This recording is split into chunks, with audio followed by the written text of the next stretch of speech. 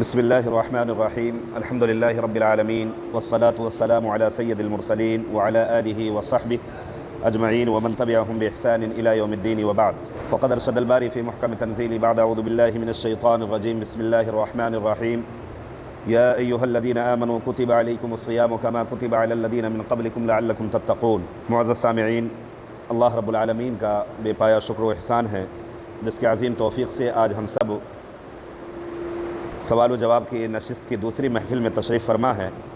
اللہ رب العالمین ہم تمام کو اس بیٹھنے اور اس سے استفادہ کرنے کی بھرپور توفیق عطا فرمائے۔ یہ سوال جواب کی نشست سے قبل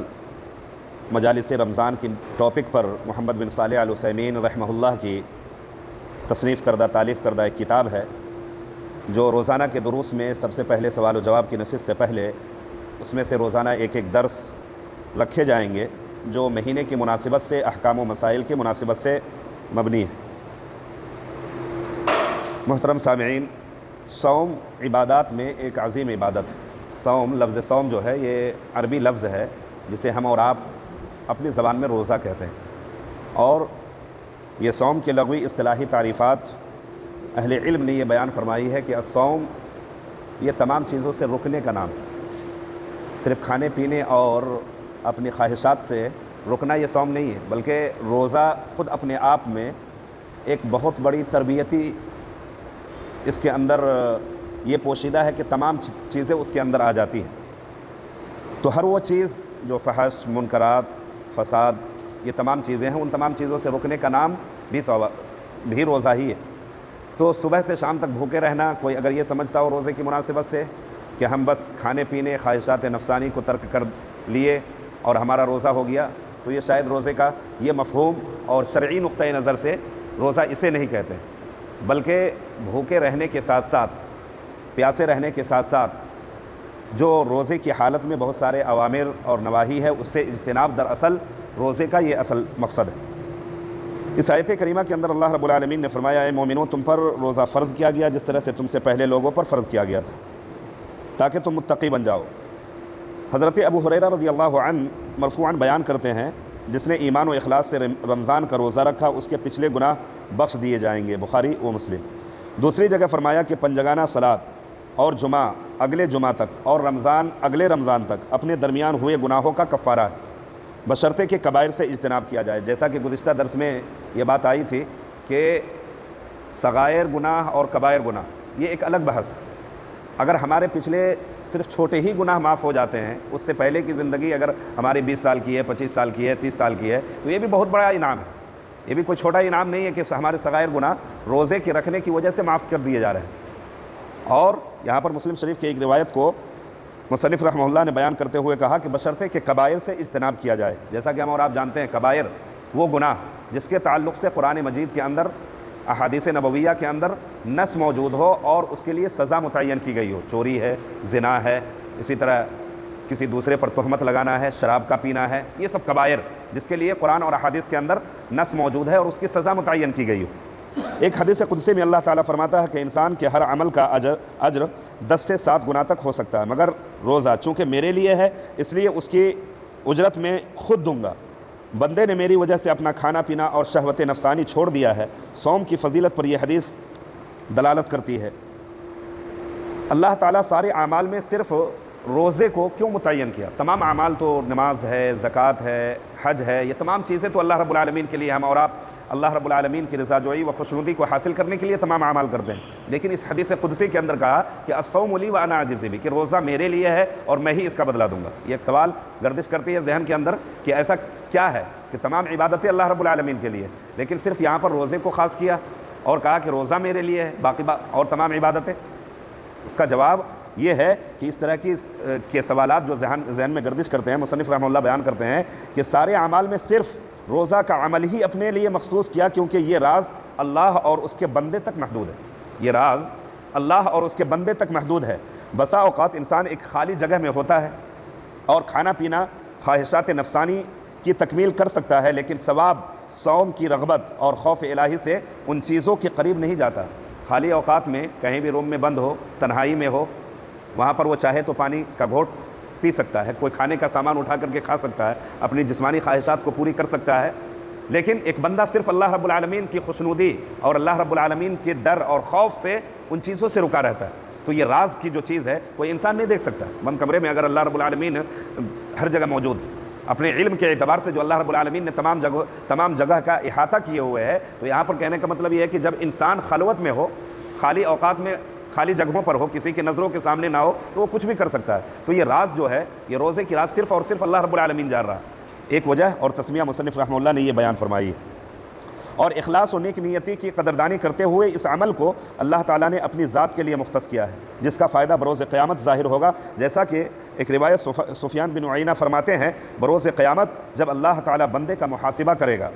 تو اس کے سارے اعمال مظالم کے بدلے ختم ہونے کے بعد جب روزے باقی بچے گا تو اللہ تعالیٰ بقیہ مظالم کی ادائیگی کا خود ضامن ہو کر روزہ کے بدلے اس شخص کو جنت میں داخل کر دے گا۔ تمام چیزوں کا فیصلہ ہونے کے بعد یہ روزہ، جس کے تعلق سے خاص نص صریح موجود ہے، پیارے نبی صلی اللہ علیہ وسلم بیان کرتے ہیں کہ بندے کا 2 عمل ایسا ہے جو قیامت کے دن خاص طور پر سفارشی بن کر کے آئے گا۔ ایک جہنمی کو ہمارے اور آپ کے عمل کی وجہ سے اگر اللہ رب العالمین جہنم کی طرف لے جا رہا ہوگا، ایسے موقع پر،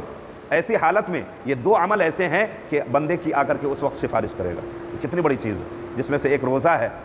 روزہ کہے گا یا ربی منعت طعمہ و شرابہ، کہ اے رب میں نے اس کو کھانے اور پینے سے روکے رکھا اور یہ تیری خوشنودی اور رضا جوئی کی خاطر یہ تمام چیزوں کو ترک کیا، آج اس بندے کے حق میں میری سفارش قبول کر، اور اللہ رب العالمین سفارش قبول کرے گا۔ اسی طرح سے قرآن یہ اپنے بندے کے لیے حجت اور سفارش بن کر کے آئے گا کہ بندہ یہ راتوں کو میں نے اس کو منعتہ نوم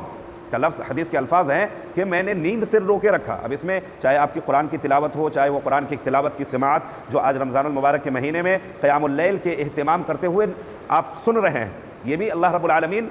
یہ قرآن، یہ دیگر جو بھی اعمال کے قرآن کے ساتھ جڑے ہوئے جو بھی عمل کی شکلیں ہیں، چاہے وہ تلاوت کر کے ہو، چاہے وہ سن کر کے ہو، چونکہ سننا بھی ایک عبادت ہے۔ تو آپ سن رہے ہیں راتوں کو جگ کر کے، گھنٹے 1.5 گھنٹے آپ کھڑا رہ رہے ہیں، قیام اللیل کے حالت میں رہ رہے ہیں، تو گویا یہ قرآن کل اللہ رب العالمین کے بارگاہ میں، ہمارے اور آپ کے حق میں کل اللہ رب العالمین کے یہاں سفارش بن کر کے آئے گا کہ میں نے راتوں کو اس کو نیند سے روکے رکھا۔ بہت ساری چیزیں ہیں جس میں نیند کا لفظ، حدیث کے الفاظ ہیں، نیند کو خاص کیا گیا، لیکن اس کے علاوہ بھی بہت ساری مشغولیات ہیں۔ تمام تر مشغولیات کو چھوڑ کر کے ہم اور آپ یہاں مسجد میں اکٹھا ہوتے ہیں اور تراویح کا اہتمام کرتے ہیں، قرآن مجید کی تلاوت کا سماعت کر رہے ہیں، دنیا کے تمام امور کو چھوڑ کر کے اللہ رب العالمین کی خوشنودی اور رضا جوئی کی خاطر آتے ہیں۔ تو یہی قرآن مجید کی تلاوت کا کرنا یا سننا جو ہے، یہ ہمارے اور آپ کے لیے کل اللہ رب العالمین کی بارگاہ میں سفارشی بن کر کے آئے گا اور کہے گا کہ میں نے اس کو نیند سے روکے رکھا، آج اس بندے کے حق میں تو میری سفارش قبول کر۔ یہ کتنی بڑی اجر اور کتنا بڑا انعام ہے، ذرا ہم اور آپ تصور کر سکتے ہیں۔ اسی طرح تمام اعمال صالحہ کی اجرت کا اضافہ عدد میں کیا ہے، لیکن روزے میں عدد کا اعتبار نہیں کیا تاکہ دینے والے کے مقام و حیثیت سے عظیم عطیہ کا اندازہ کیا جائے۔ یہ اس لیے کہ ایک صائم اللہ کی اطاعت کرتے ہوئے اس کے محارم، اس کے مقدر کردہ آلام و تکالیف پر انتہائی صبر کرتا ہے، اور صبر کرنے والوں کے متعلق اللہ رب العالمین نے سورہ زمر آیت نمبر 10 کے اندر بیان فرمایا، انما یوفی الصابرون اجرہم بغیر حساب، انما یوفی الصابرون اجرہم بغیر حساب۔ اب یہ روزہ صبح سے شام تک، طلوع شمس سے لے کر کے غروب شمس تک جو ہم اور آپ بھوکے پیاسے رہ رہے ہیں، یہ اللہ رب العالمین کو خوش کرنے کے لیے، اللہ رب العالمین کی رضا جوئی کو حاصل کرنے کے لیے، تو وہاں پر اللہ رب العالمین اس بندے کو بلا اجر، بلا گنے اللہ رب العالمین اس کو اجر دینے کا وعدہ کیا۔ کوئی انتہا نہیں ہے کہ اللہ رب العالمین کتنا بڑھا کر کے ہم کو اجر دے گا، تو اس کی مقدار جیسا کہ کہا کہ تمام عملوں کو تول کر کے وزن کے برابر دیا جائے گا، لیکن یہاں پر جب روزے کا ذکر آیا تو اللہ رب العالمین کہا کہ اس کی کوئی تعداد کی مطلب انتہا کی گنتی ہی اور تصور ہی نہیں کیا جا سکتا ہے کہ اللہ رب العالمین روزے کی مناسبت سے کتنا بڑھ کر کے اجر دینے والا ہے۔ اور اس میں تمام چیزوں کو ہم اور آپ برداشت کرتے ہیں، بھوک ہے، پیاس ہے، اور یہ گرمی کے مہینے میں یہ تمام شدتوں کو جو برداشت کرتے ہیں صرف اور صرف اللہ رب العالمین کی رضا جوئی کے لیے۔ اسی لیے اللہ رب العالمین نے سورہ زمر کی آیت نمبر 10 کے اندر بیان فرمایا کہ صبر کرنے والوں کو بلا حساب پوری اجرت دی جائے گی۔ یہ اللہ رب العالمین کا اس آیت کریمہ کے اندر وعدہ ہے۔ اسی طرح تیسری جو چیز اس مہینے کی مناسبت سے خصوصی اعمال کی مناسبت سے بیان فرمایا کہ صوم جو ہے، یہ روزہ جو ہے، یہ ڈھال ہے جو صائم کو، روزے دار کو ہر لغو اور فحش سے بچاتا ہے۔ بحالت روزہ لغو اور فحش کا ارتکاب نہ کرو، نیز یہ جہنم سے بچاؤ ہے۔ فرمایا گیا کہ صوم ڈھال ہے، بندہ اس کے ذریعے اپنے آپ کو جہنم کی آگ سے بچاتا ہے۔ مسند احمد کی روایت ہے جس کے اندر پیارے نبی صلی اللہ علیہ وسلم نے بیان فرمایا کہ یہ ایک روزے دار کو، اسی وجہ سے پیارے نبی صلی اللہ علیہ وسلم کی ایک دوسری روایت آتی ہے کہ جب کبھی بھی روزے کی حالت میں آپ کو آس پڑوس، دوست و احباب یا خیش و اقارب رہنے والے پڑوسیوں سے کبھی بھی مٹبھیڑ ہو جائے تو یہ ہمیں اور آپ کو ایک خاص تعلیم روزے کی حالت میں دی گئی ہے کہ فوراً آپ یہ کہیں کہ انا صائم، میں روزے سے۔ الجھنے کی ضرورت نہیں ہے، اس کی باتوں کا جواب دینا الٹا یہ ضروری نہیں ہے، بلکہ اس روزے کی حالت میں ہمیں اور آپ کو اس بات کی تعلیم دی گئی ہے کہ صرف اور صرف آپ یہ کہہ دیں کہ میں روزے سے ہوں۔ اور اس کا اثر بھی اہل علم نے یہ بیان فرمایا ہے کہ جب یہ جملے آپ سامنے والے کو کہیں گے تو روزے کی اہمیت اور روزے کی عظمت کا اس کے دل کے اندر بھی ایک عجیب سا اثر پڑے گا۔ جب آپ کا یہ جملہ وہ سنے گا، سامنے آپ کو گالی دے رہا ہو یا کچھ اور جملے کہہ رہا ہو تو اس کے دل پر بھی ایک عجیب سا اثر ہوگا جب آپ کا یہ جملہ وہ سنے گا۔ تعلیم دی گئی ہے۔ اسی طرح چوتھی چیز ہے کہ روزے دار کے منہ کی باس اللہ تعالیٰ کے نزدیک مشک سے بھی زیادہ محبوب ہوتا ہے۔ صوم کی عظمت اور فضیلت کی واضح دلیل ہے۔ اسی طرح پانچویں چیز ہے روزے دار کی خوشی کے دو وقت ہیں، ایک عبادت روزہ جیسی نعمت کی بجا آوری اور بحالت روزہ حرام شدہ اشیاء یعنی کھانا پینا جماع کی اباحت و جواز، اور دوسری تمام چیزوں سے ملاقات کے وقت جب کہا جائے گا کہ صائمین کہاں ہیں، جنت میں باب الریان سے ان کے علاوہ کسی کو داخل ہونے کی اجازت نہ ہوگی۔ علاوہ ازیں ایک صائم کو حدیث مذکورہ میں یہ رہنمائی کی گئی ہے کہ گالی گلوچ بکنے والے شخص کا مقابلہ اسی جیسی حرکت سے نہ کرے، بلکہ اس سے صرف یہ کہہ دے کہ میں روزہ ہوں، تاکہ صوم کا احترام اور اپنے کمزور ہونے کا احساس مقابل کو دلایا جا سکے۔ نیز قرآن کریم روزہ جو ہے قرآن کی طرح صائم کے لیے سفارشی ہوگا۔ حضرت عبداللہ ابن عمر رضی اللہ عنہما سے مرفوعاً روایت منقول ہے کہ روزہ اور قرآن بروز قیامت بندے کے حق میں سفارش کریں گے۔ صوم کہے گا کہ اے میرے رب، اس کو میں نے کھانے اور جماع سے روکے رکھا تھا، اس کے متعلق میری سفارش قبول فرما، اور دونوں کی سفارش اللہ رب العالمین قبول فرمائے گا۔ اسی لیے ضرورت ہے اس بات کی کہ روزے کی فضیلت اس وقت مل سکے گی جب اس کے آداب کے کلی طور پر ہم اور آپ پاسداری کریں گے، اس کے تمام احکام اور مسائل کو مد نظر رکھتے ہوئے اپنے روزے کا اہتمام کریں گے، تبھی جا کر کے یہ تمام چیزیں ہمیں اور آپ کو میسر ہو سکتی ہے، حاصل ہو سکتی ہے۔ رب العالمین سے دعا کرتے ہیں کہ الہ العالمین تو ہم تمام کو روزے کی کما حق ہو، یہ تمام جو بھی خصوصیات ہیں اس کو مد نظر رکھتے ہوئے اپنے روزوں کی تکمیل کرنے کی توفیق عطا فرما۔ اقول قولی ھذا واستغفر اللہ لی ولکم ولسائر المؤمنین من کل ذنب فاستغفروہ انہ هو الغفور الرحیم۔ شكرا يا ربي شكرا